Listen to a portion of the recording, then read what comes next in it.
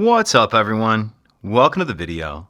Today we're going to take a look at how to change the battery in this Hyundai Kona remote key fob. This Hyundai Kona key fob is going to use replacement battery CR2450, and I'll put a link in the description box of this video to where you can find these replacement batteries if you're in need. The other thing I'm going to be using to change this key fob battery is a flathead screwdriver. So if I grab my key fob and we look off to the one side, we can see there's this notch right here that I'm touching with the end of the screwdriver. So what I'm going to do is take my screwdriver, put it in that notch, make sure it's all the way pushed in. I'm just going to twist the screwdriver like I'm opening a lock with a key. And you can see it pops the case open.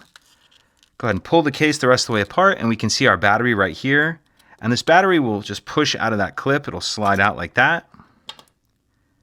Then I'll grab my new replacement battery, and you want to make sure that you're installing your new battery with the plus side up, positive side up, and that'll slide in that holder like that. Make sure it's all the way in. And if your circuit board has moved around at all like mine did, make sure it's sitting down in that clear rubber piece like that. And then we can snap the two halves back together. Make sure that's completely snapped shut. And that's it. Pretty simple. If you have any questions, please let me know. If you could take a second to like and subscribe, it helps us out, and I'd appreciate it. Thank you.